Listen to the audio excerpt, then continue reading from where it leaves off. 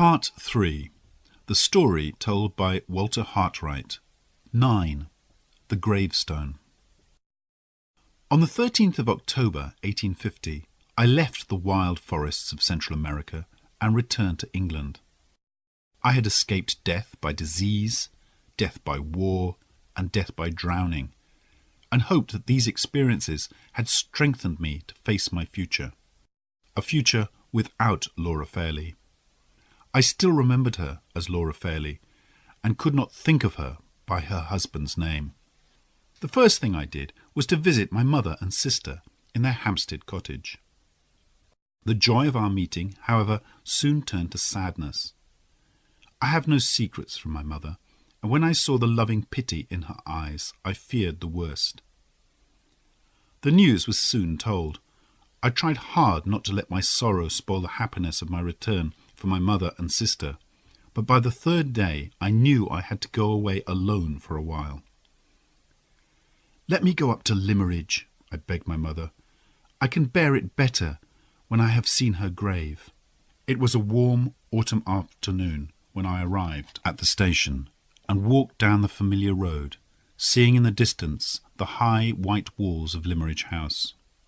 In the churchyard I found the grave and knelt down beside the gravestone, closing my eyes.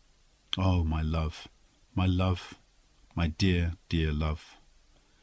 Hours passed, and the evening sunlight threw long shadows among the sleeping places of the dead. I had lost all sense of time, kneeling there. Then, in the silence, I heard the soft sound of footsteps on the grass. I looked up. Beyond me, standing together by the churchyard wall, were two women, their veils down, hiding their faces. They were looking towards the grave, looking towards me. 2. They came closer and stopped.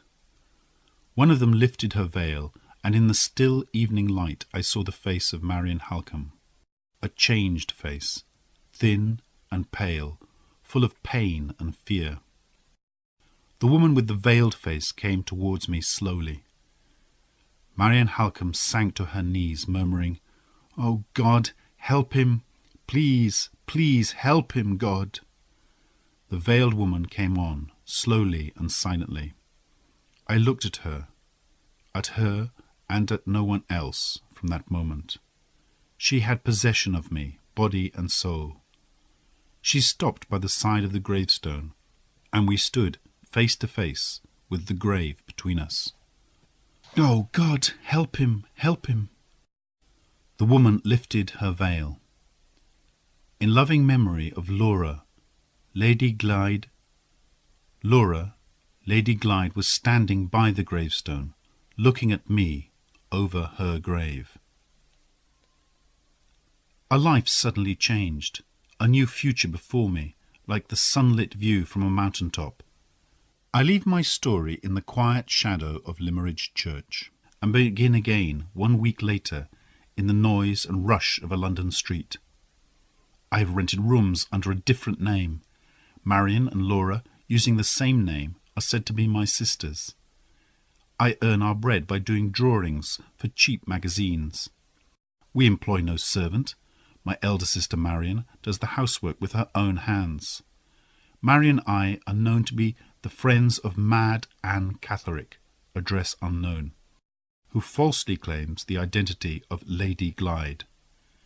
To the rest of the world, Laura, Lady Glyde, is dead.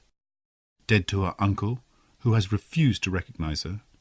Dead to the lawyers, who have passed her fortune to her husband and aunt. But to Marian and me she is alive, penniless and sadly changed, her beauty faded, her mind confused, but alive with her poor drawing teacher to fight her battles and to win her way back to the world of living beings. She is mine at last, mine to support, to protect, to defend, and mine to love.